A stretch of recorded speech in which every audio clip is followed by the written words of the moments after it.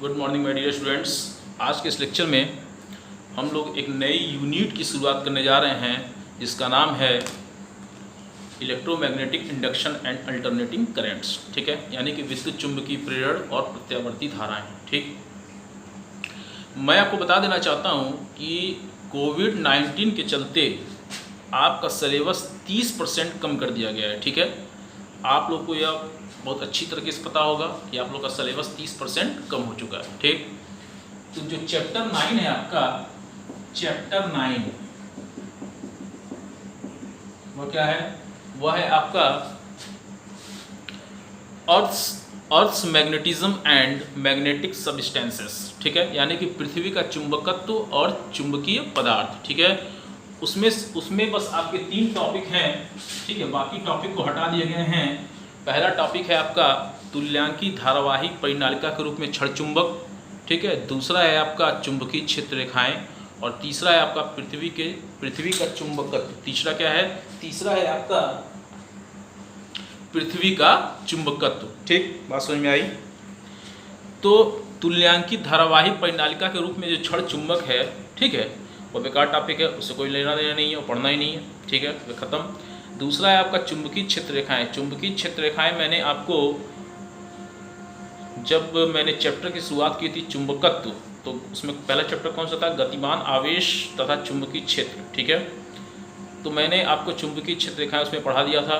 और तीसरा है आपका पृथ्वी का चुंबकत्व। ठीक है, पृथ्वी का चुंबकत्व छोटा सा है, ज़्यादा बड़ा नहीं है, बहुत होगा 10 मिनट का होगा। ठीक है, तो उस टॉपिक को मैं आपको कभी बाद में पढ़ा दूंगा। ठीक है, लेकिन मैं आपको बता देना चाहता हूँ कि जितने भी टॉपिक हटाए गए हैं, ठीक है, जितने भी टॉपिक हटाए गए हैं उससे बेस्ड न्यूमेरिकल भी नहीं आने वाले हैं। क्यों? क्योंकि जितने भी टॉपिक हटाए गए हैं उसी से संबंधित न्यूमेरिकल आपके बनते हैं। ठीक है, तो न्यूमेरिकल तो आएगा नहीं, वो टॉपिक भी नहीं आएगा। ठीक है, यानी कि जितने भी इंपॉर्टेंट टॉपिक हैं सब आपको आपके सिलेबस से हटा दिए गए हैं। ठीक है, यानी कि इस चैप्टर से हटा दिए गए हैं। ठीक, आप लोग चाहें तो एक साइट है UPMSP। ठीक है, UPMSP यानी कि उत्तर प्रदेश माध्यमिक शिक्षा परिषद। ठीक है, आप गूगल में सर्च करेंगे तो वहाँ पर आपको इसको सर्च करेंगे गूगल में तो आपको वहाँ पर आपको सिलेबस की जानकारी हो जाएगी। ठीक, तो जो बचा हुआ टॉपिक है चैप्टर 9 के अंतर्गत एक टॉपिक कौन सा है? पृथ्वी का चुंबकत्व। वो आपको मैं कभी पढ़ा दूंगा। ठीक है, कोई वैसे, लेकिन मैं बता देना चाहता हूँ इस चैप्टर 9 से संबंधित जितने भी इंपॉर्टेंट टॉपिक हैं वो हटा दिए गए हैं, इसलिए मुझे लगता है कि इस चैप्टर 9 से कोई भी क्वेश्चन नहीं उठेगा इस बार आपके बोर्ड एग्जाम 2021 में। ठीक, तो अब हम लोग एक नई यूनिट की शुरुआत करेंगे। ठीक है, तो अब हम लोग एक नए यूनिट की शुरुआत करेंगे जिसका नाम है आपका electromagnetic induction and alternating currents. ठीक है, इस यूनिट में जो आपका पहला चैप्टर है, ठीक है, यानी कि टोटल आप जो यानी कि कुल कितने चैप्टर हो गए? 10, यानी कि 10वां चैप्टर पढ़ रहे हैं आप। तो इस यूनिट में जो पहला चैप्टर है वो आपका है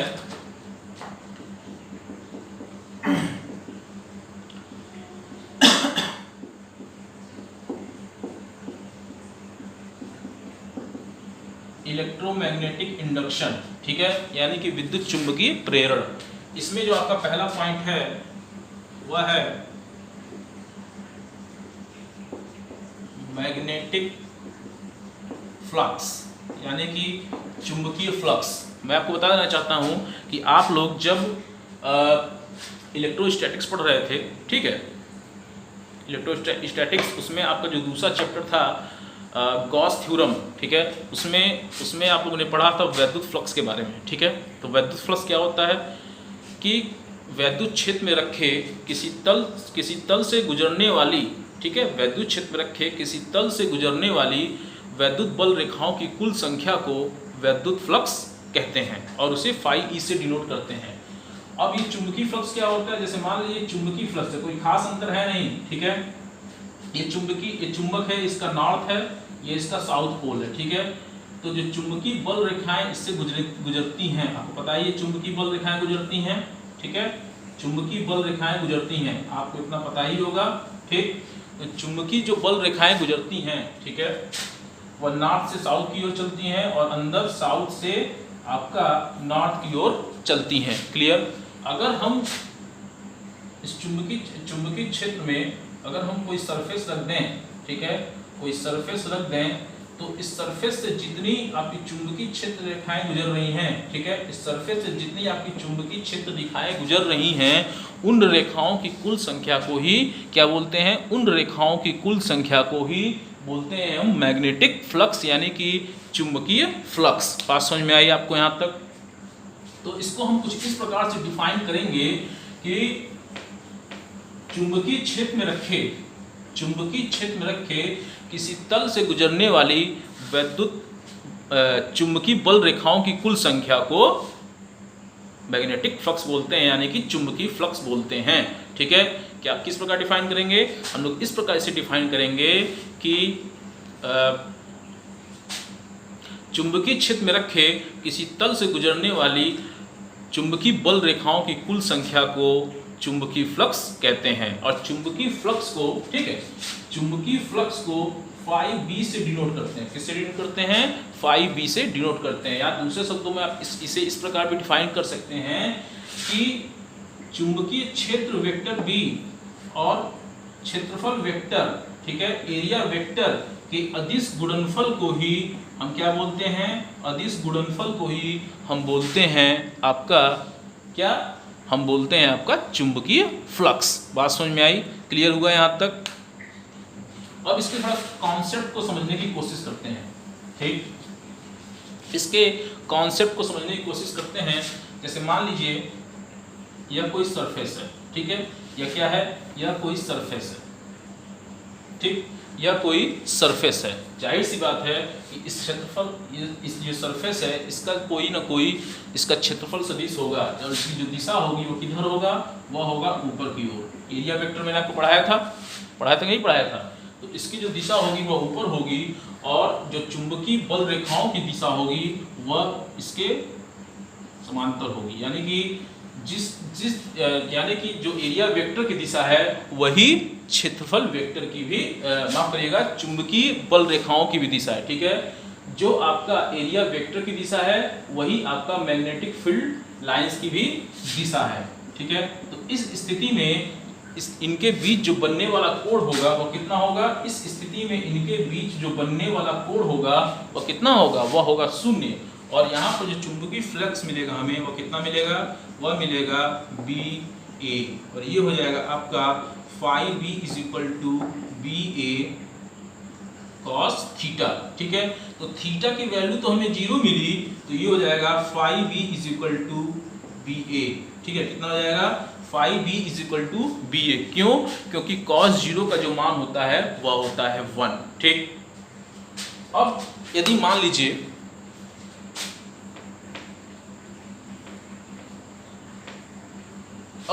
लीजिए यह कोई तल है, ठीक है, यह कोई तल है, यह कोई सरफेस है, इसकी दिशा ऊपर की तरफ है, ठीक है, और जो चुंबकीय क्षेत्र रेखाएं हैं, ठीक है, चुंबकीय बल रेखाएं हैं, वह कुछ ऐसे पास हो रही हैं। ठीक है,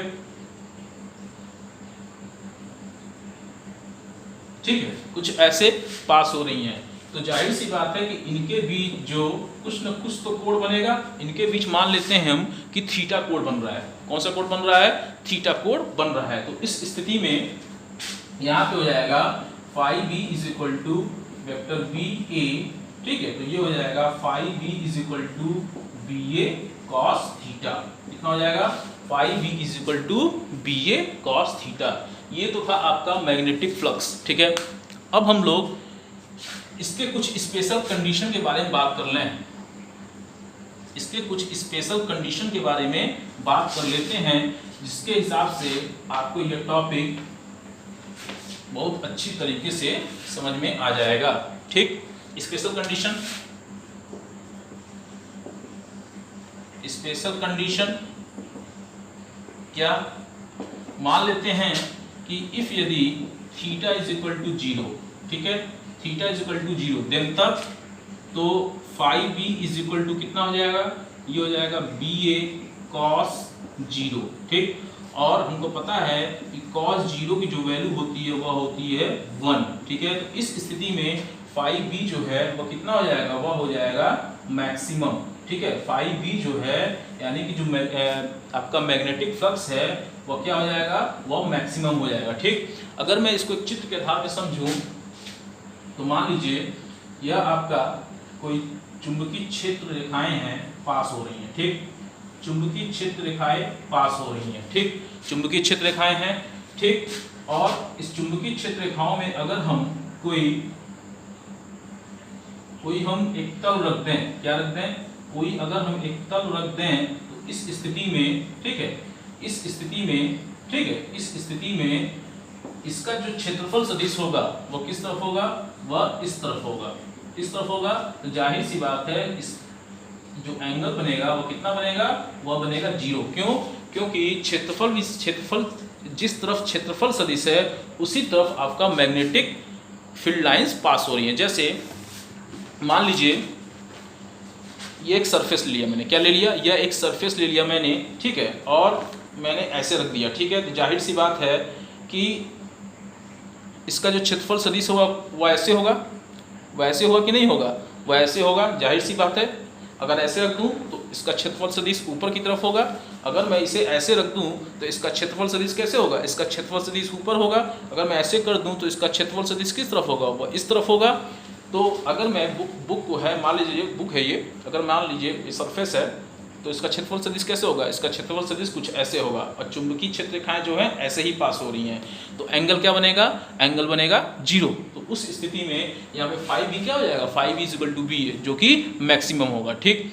यदि मैं मान लूँ और यदि मैं मान लूँ, ठीक है, ये समझ में आया आपको। और यदि मैं मान लूँ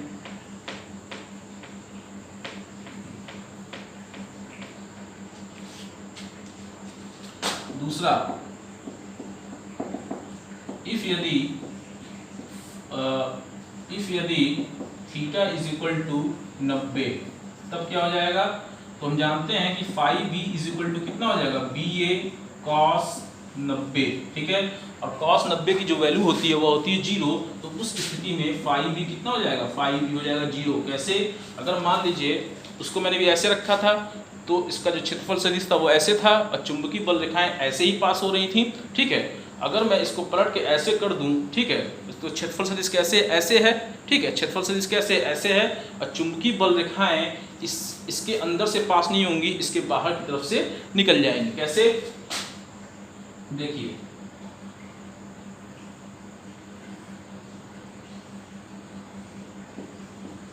तो चुंबकीय क्षेत्र रेखाएं जो हैं वो ऐसे ही तो निकलेंगी। चुंबकीय क्षेत्र रेखाएं जो हैं यानी कि इलेक्ट्रिक फील्ड लाइंस जो हैं, माफ करिएगा, मैग्नेटिक फील्ड लाइंस जो हैं वह कुछ ऐसे निकलेंगी, इस तल से पास नहीं होंगी, ठीक है। इस स्थिति में यहाँ जो एंगल बनेगा वह कितना बनेगा, वह बनेगा 90 डिग्री का। बात समझ में आई।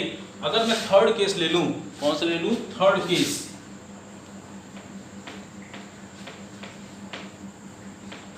थर्ड केस ले लूँ, थर्ड केस, ठीक है। तो क्या होगा, इस स्थिति में यदि मान लूँ कि if theta is equal to 180 degree, तब क्या होगा, तब हम जानते हैं हो जाएगा आपका phi B is equal to कितना, phi B is equal to B A cos 180 degree. और हमें पता है कि 180 डिग्री का मान -1 होता है। कितना होता है, 180 डिग्री का मान -1 होता है। तो इस स्थिति में यहाँ पर जो फाई बी की वैल्यू होगी वह मिनिमम होगी। कितनी होगी, वो होगी मिनिमम, ठीक। बात समझ में आई। अगर मैं अब पहले मैंने ऐसे रखा तो चुंबकीय क्षेत्र रेखाएं ऐसे पास कर रही थी और एरिया वेक्टर भी उसका ऐसे था। मैंने ऐसे पलट दिया तो एरिया वेक्टर ऐसे था और चुंबकीय क्षेत्र रेखाएं इसके तल से, मतलब इसके तल के अंदर से ना पास होकर के बाहर की तरफ से निकल रही थी। अब मैंने ऐसे रख दिया तो जो एरिया वेक्टर है वो मेरी तरफ है और चुंबकीय क्षेत्र रेखाएं इस तरफ चल रही हैं। तो जाहिर सी बात है उस स्थिति में जो एंगल बनेगा वो कितना बनेगा, वो बनेगा 180 डिग्री का। क्लियर, यहाँ तक बात समझ में आई। इसको मैंने आपको, ये तो आपका चुंबकीय फ्लक्स था। मैंने जब आपको पढ़ाया था गॉस थ्योरम में मैग्नेटिक फ्लक्स के बारे में, तो वहाँ मैंने आपको बहुत अच्छी तरह से समझाया था। वो कॉन्सेप्ट आपको, मुझे लगता है कि आपको याद होगा, ठीक है, कुछ खास अंतर नहीं है, ठीक। वहाँ पे वैद्युत क्षेत्र रेखाओं की बात हुई थी और यहाँ पे जो बात हो रही है वह चुंबकीय क्षेत्र रेखाओं की हो रही है, चुंबकीय बल रेखाओं की हो रही है। ठीक, अब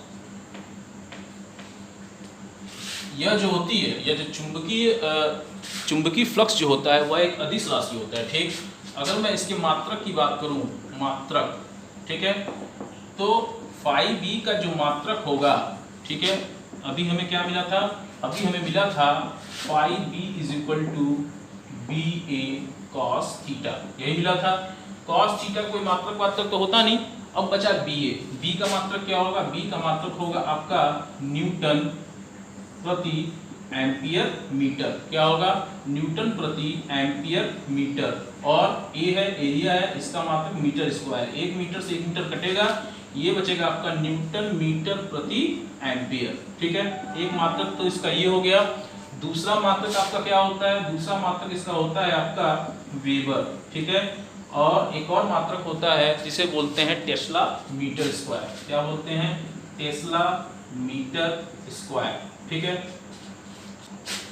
ये सब जो मात्रक हैं, ठीक है, ये सब जो मात्रक हैं आपका एमकेएस पद्धति में, यानी कि एसआई पद्धति में मात्रक हैं आपके। ठीक है, अगर मैं सीजीएस पद्धति की मात्रक की बात करूं, सीजीएस पद्धति के मात्रक की बात करूं तो इसका मात्रक होता है मैक्सवेल, क्या होता है, मैक्सवेल। और एक मैक्सवेल बराबर कितना होता है, एक मैक्सवेल बराबर होता है 10⁻⁸ वेबर, कितना होता है, 10⁻⁸ वेबर। एक मैक्सवेल बराबर होता है 10⁻⁸ वेबर। क्लियर है यहाँ तक। अगर मैं इसके वीमा की बात करूं, इसके वीमा की बात करूं, क्लियर, अगर मैं इसके वीमा की बात करूं तो क्या होगा, इसकी जो वीमा होगी वह होगी वीमा, ठीक है, अभी मैंने निकाला न्यूटन मीटर अपॉन एम्पियर, यही निकाला। तो न्यूटन बल का जो मात्रक न्यूटन, और इसकी वीमा m/L/T-2, और इसका हो जाएगा मीटर m, और इसका हो जाएगा a। ठीक, तो ये कितना हो जाएगा, ये हो जाएगा आपका m2, ठीक है, m2 मीटर, ये हो जाएगा l, कितना हो जाएगा, ये हो जाएगा l। ठीक, तो ये हो जाएगा आपका m/L2 T-2 a-1, कितना हो जाएगा, m/L2 T-2 a-1। ठीक है, बात समझ में आई, ये आपकी हो गई वीमा।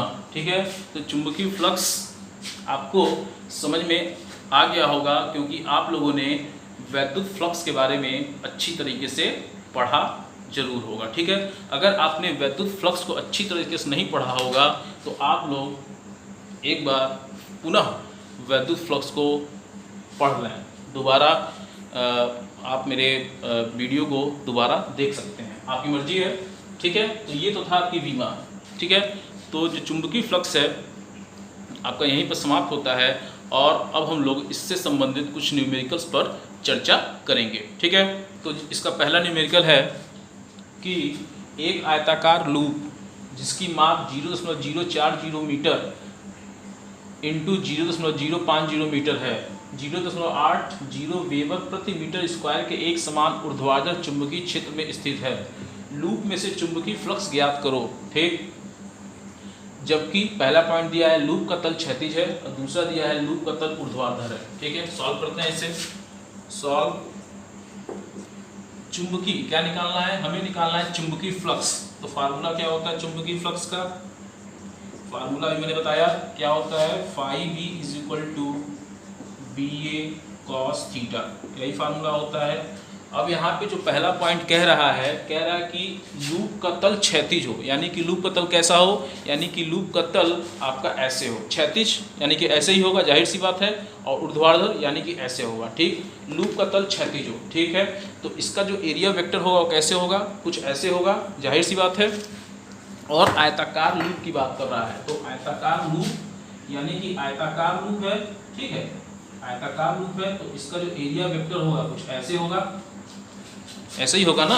अब कह रहा है कि एक समान ऊर्ध्वाधर चुंबकीय क्षेत्र में स्थित है, किसमें स्थित है, एक समान ऊर्ध्वाधर चुंबकीय क्षेत्र में स्थित है। क्या कि एक आयताकार लूप जिसकी माप इतनी है और 0.80 वेबर प्रति मीटर स्क्वायर के एक समान ऊर्ध्वाधर चुंबकीय क्षेत्र में स्थित है। ठीक है, यानी कि चुंबकीय क्षेत्र कैसा है, ऊर्ध्वाधर है। ठीक है, बात समझ में आई आप लोग को।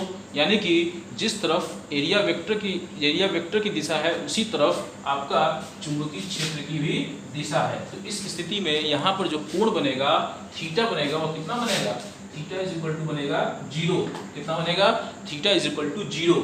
अगर मैं फार्मूले से पहला सॉल्व करूं, ठीक है, तो यहाँ पे दिया है, क्या दिया है, गिवन दैट क्या दिया हुआ है, दिया हुआ है एरिया। कितना दिया हुआ है area, 0.040 into metre into 0.050 metre. तो एरिया कितना हो जाएगा, एरिया हो जाएगा 0.002, ठीक है, मीटर स्क्वायर। ठीक, ये हो जाएगा आपका एरिया इज इक्वल टू, इसको लिख सकते हैं 2 × 10⁻³ मीटर स्क्वायर। लिख सकते हैं कि नहीं लिख सकते हैं, 2 × 10⁻³ मीटर स्क्वायर। ठीक है, इसको आगे सॉल्व करते हैं हम लोग, इसको हम लोग आगे सॉल्व करते हैं। ठीक, फिगर आपको समझ में आ ही गया होगा।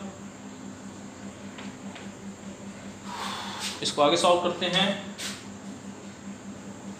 देखिए, और क्या दिया हुआ है, दिया है बी का मान। बी का मान कितना दिया है, 0.80 वेबर प्रति मीटर स्क्वायर। ठीक है, फार्मूला रखिए, 5b is equal to, B की वैल्यू कितनी है, 0.80 इंटू, और इसकी वैल्यू कितनी है, 2 × 10⁻³ इंटू कॉस 0 की वैल्यू कितनी होती है, कॉस 0 की वैल्यू 1 होती है। कॉस 0 की वैल्यू कितनी होती है, कॉस 0 की वैल्यू 1 होती है। तो ये हो जाएगा 5b इज इक्वल टू 8 × 16 यानी कि 1.6 इंटू 10⁻³ वेबर। कितना हो जाएगा, वेबर। ठीक है, 1.6 × 10⁻³ वेबर। ठीक है, पहला सॉल्व हो गया। अब मैं दूसरे की बात करता हूँ। दूसरा या को समझ में आ गया होगा, मिटा दूं, कोई दिक्कत है नहीं। अब मैं दूसरे की बात करूं, दूसरा क्या कह रहा है, लूप का तल ऊर्ध्वाधर हो। अब ध्यान दीजिए, लूप का तल कैसा हो, लूप का तल ऊर्ध्वाधर हो। अभी लूप का तल क्षैतिज था, अब लूप का तल कैसे हो, ऊर्ध्वाधर हो। ठीक है, तो इस स्थिति में यहाँ पर जो एरिया वेक्टर होगा कुछ ऐसे होगा। ठीक है, एरिया वेक्टर कुछ ऐसे होगा और चुंबकीय क्षेत्र रेखाएं ऐसे पास कर रही हैं। कैसे पास कर रही हैं, ऊपर की तरफ है। ठीक, तो अगर मैं फिगर के माध्यम से समझूं, ठीक है, तो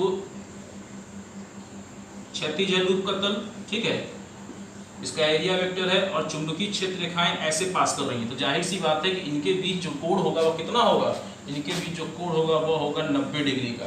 कितना होगा, 90 डिग्री का कोण होगा। तो इस स्थिति में अगर मैं फार्मूले का यूज करूं, ठीक है, तो 5b इज इक्वल टू कितना हो जाएगा, b की वैल्यू है, इसका आया था कितना, 2 × 0.80 इंटू कितना, 2 × 10⁻³ इंटू 0।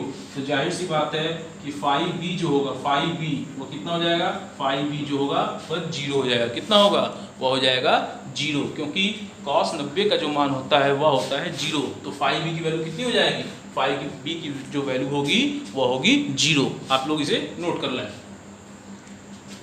अब हम बात करेंगे क्वेश्चन नंबर दूसरे की। क्वेश्चन नंबर दूसरा क्या कर रहा है, 20 × 30 सेंटीमीटर स्क्वायर क्षेत्रफल का एक लूप एक चुंबकीय क्षेत्र में जिसकी तीव्रता 0.3 वेबर प्रति मीटर स्क्वायर है रखा है। लूप से संबद्ध चुंबकीय फ्लक्स ज्ञात करो। जब लूप का तल, पहला दिया है क्षेत्र के अभिलंबवत है, क्षेत्र से 30 डिग्री कोण पर झुका है, क्षेत्र के समांतर है। ठीक है, पहला सॉल्व करते हैं हम लोग। क्या दिया है, जब लूप का तल, यानी कि लूप का तल क्षेत्र के अभिलंबवत है। क्या है, अभिलंबवत है। ठीक, लूप का जो तल है वह क्षेत्र के क्या है, अभिलंबवत है, यानी कि लूप का जो तल है वह क्षेत्र के क्या है, अभिलंबवत है। ठीक है, लूप का जो तल है वह क्षेत्र के क्या है, अभिलंबवत है। क्लियर। तो अब कह रहा है लूप का तल क्षेत्र के अभिलंबवत है, तो अभिलंबवत का क्या मतलब होगा, theta is equal to 90 degree. लेकिन यहाँ पर हम theta is equal to 90 degree नहीं रखेंगे, जबकि थीटा इज इक्वल टू क्या रखेंगे, थीटा इज इक्वल टू 0 रखेंगे। क्यों? जब लूप के तल की बात करें, ठीक है, जब लूप के तल की बात करें तो लूप का तल जितना भी दिया होगा उसमें से हम 90 को माइनस करेंगे। ठीक है, लूप का तल कितना दिया है? 90 डिग्री। ठीक, उसमें से हम 90 माइनस कर देंगे तो हमें क्या मिल जाएगा? हमें मिल जाएगा 0। ठीक है, तो यहाँ पर पहले हम देख लें, दिया है 20 × 30 सेंटीमीटर स्क्वायर। ठीक है, तो जो एरिया दिया हुआ है, एरिया वो कितना दिया है? 20 × 30 सेंटीमीटर स्क्वायर, तो ये हो जाएगा 600 मीटर 600 सेंटीमीटर स्क्वायर। कितना हो जाएगा? 600 सेंटीमीटर स्क्वायर। इसको लिख सकते हैं 600 × 10⁻⁴ मीटर स्क्वायर लिख सकते हैं। ये हो जाएगा आपका A is equal to 6 × 10⁻² into 10⁻⁴, और ये हो जाएगा आपका A is equal to 6 × 10⁻² metre square. Area मिल गया हमको। अब D का मान कितना दिया हुआ है? 0.3 वेबर प्रति मीटर स्क्वायर। ठीक है, वेबर प्रति मीटर स्क्वायर। अब कह रहा है लूप का तल क्षेत्र का विलंबवत हो, तो लूप का तल जितना भी दिया होगा उसमें से हम क्या करेंगे? उसमें से हम 90 को माइनस कर देंगे। अब यहाँ पे अविलंबवत दिया तो इसका ये मतलब नहीं कि थीटा इक्वल टू 90 डिग्री हो ना। लूप के तल की जब बात करेगा, लूप का तल कितना दिया है? क्षेत्र का विलंबवत, यानी कि जितना दिया होगा उसमें से हम 90 को माइनस करेंगे तो 90 कितना हो जाएगा? 0। कितना हो जाएगा? 0। ठीक है, अब हम इसमें हम फार्मूला क्या है? फार्मूले में हम उसको पुट करेंगे। तो फार्मूला क्या है? फार्मूला है आपका φb is equal to BA cos theta. तो ये φb इज इक्वल टू कितना हो जाएगा? φb इज इक्वल टू होगा आपका कितना? φb इज इक्वल टू होगा आपका BA। ठीक है, 0.3 इंटू A की वैल्यू कितनी है? A की वैल्यू है 6 × 10⁻² और cos 0 का मान होता है 1। ठीक है, तो ये हो जाएगा φb इज इक्वल टू कितना हो जाएगा? φb इज इक्वल टू हो जाएगा 6 × 18 1.8 इंटू 10⁻² वेबर। कितना हो जाएगा?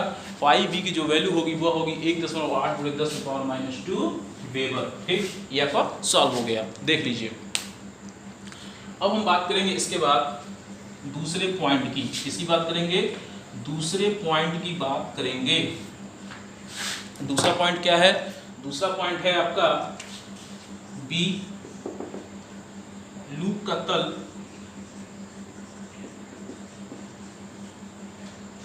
क्षेत्र से 30 डिग्री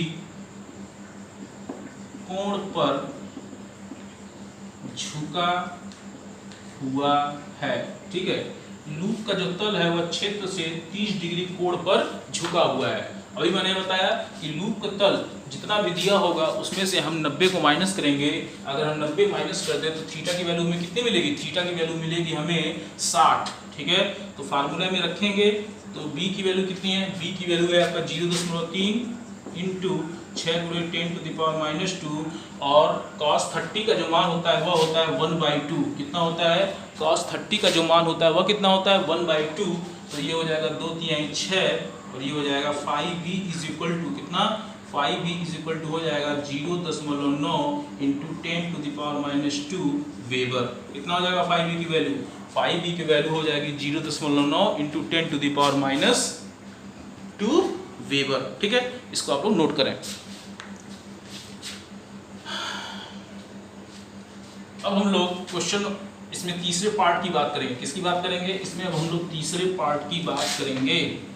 तीसरा पार्ट क्या है? देख लिया जाए। सी कह रहा है लूप का तल क्षेत्र के समांतर है। अरे भाई, जब समांतर होगा तो इस स्थिति में थीटा की वैल्यू कितनी हो जाएगी? थीटा की वैल्यू हो जाएगी 90। कितनी हो जाएगी थीटा की वैल्यू? थीटा की वैल्यू हो जाएगी 90 डिग्री। कितनी हो जाएगी? थीटा की वैल्यू हो जाएगी 90 डिग्री। ठीक, तो फार्मूले में रखेंगे तो φb इज इक्वल टू, और cos 90 का मान हमें पता है, cos 90 का मान 0 होता है। तो टोटल कितना आ जाएगा? टोटल आ जाएगा 0। कितना हो जाएगा टोटल? टोटल हो जाएगा 0। ठीक है, तो ये सारे क्वेश्चन आपको समझ में आए होंगे। ठीक है, लगाते रहिए, आसान क्वेश्चन है, कोई दिक्कत नहीं है। जब भी लूप के तल की बात करेगा और जितना उसका एंगल दिया रहेगा, ठीक है, उसमें से हम 90 को माइनस कर देंगे। ठीक, तो अभी तक के लिए बस इतना ही।